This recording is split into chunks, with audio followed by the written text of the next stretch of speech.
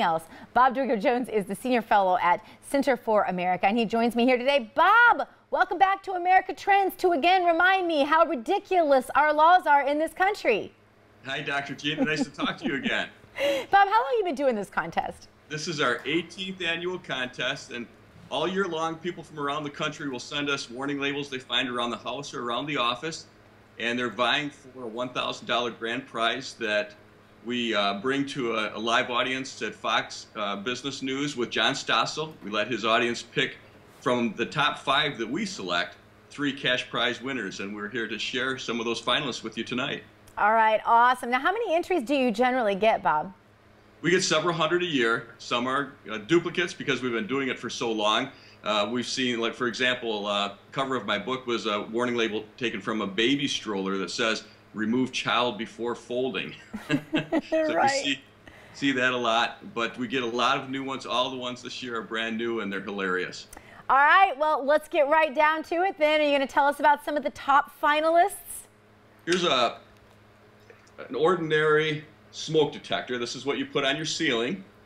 It has a little button here, and it says test silence. So after you test it, you press it again to silence it. But the warning label says pressing the silence button will not extinguish a fire. Come on. Best. Darn it, I thought it did. No, really, who's stupid enough to think that? It's always astounding to me. It's almost like they have to. You know, you always hear that they think we're stupid, but I mean, this is like living proof they think we're stupid. Well, the funny thing is, though, that you don't see warning labels like this in any other country where these products are sold. And it isn't that Americans have any less common sense than anybody in the world, but the manufacturers know that because of our legal system, they can be sued at any time. Yeah. That's why a scooter, for example, only in America says, "Warning, this product moves when used."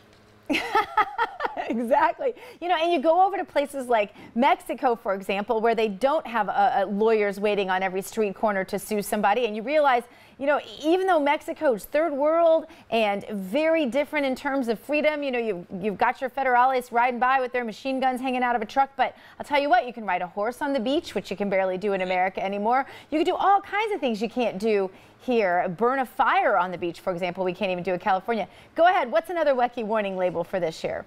Here's a great little product. This is something that a child might get at Easter time. It's a grow toy. You put it in water, it absorbs the water and grows up to about 10 times the normal size. Great little thing. But on the back it says, "Warning, this toy is in no way intended to represent living people. Any resemblance is purely coincidental and is not intended to harm anyone." Oh my goodness. Yeah, because they do think we're idiots. Okay, give us another one while we're at it.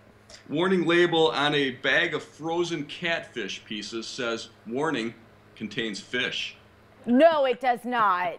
Probably be sued if it didn't have the fish, right?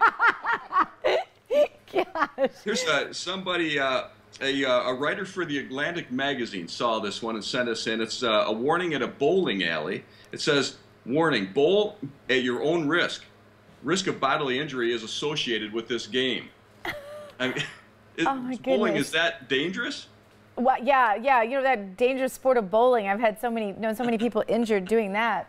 But you know that anybody that provides a service or makes a product is constantly looking over their shoulder for the next lawsuit in America. We are the most litigious society on earth, and studies have been done. If the tort costs in America were just comparable with the countries that we compete with for jobs, we're talking about Great Britain, Germany, Japan, we would save $589 billion every year. I believe it. I believe it. That's why you could go over to Mexico and get your dentistry done for literally a tenth the price of what you're going to pay in the United States. Now, people say, you know, aren't you scared? Is it clean and all that? Of course, there are good doctors and dentists over there just like there are over here. They just don't have the litigious expense of all the malpractice that we have over here. So that's why you save so much money over there. Yes, and those costs get spread across all America, and there has been a study saying that there's a lawsuit tax that applies to everyone. We don't see it on the bills that we pay, but we pay it through increased costs, and it amounts to $1,800 a year for every man, woman, and child. Oh, see, I think it's more than that, Bob. I think that's a really low estimate because it's just little things like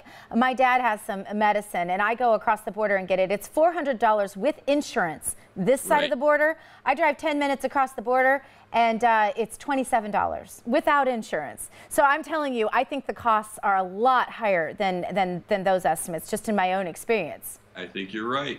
You got another one for us? Yes, here's a patio door. It says, warning, door may swing open or closed in windy conditions or could hit person causing injury. Okay, now why did our grandparents need to be warned that a screen door could fly open in the wind?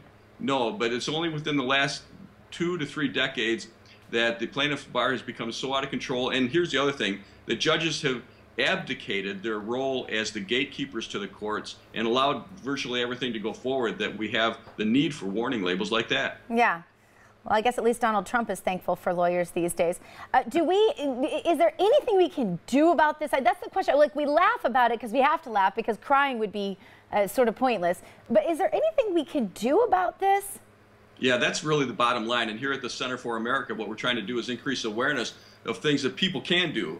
One, serve on juries when we're called. Yeah. It's important that you have a jury of your peers when you're being sued. The other thing is we got to get to know our judges around election time. A lot of us do vote for and elect our judges. And if the judges are only talking to the lawyers who are seeing them in court, then the rest of us are not going to have our voice heard. Yeah.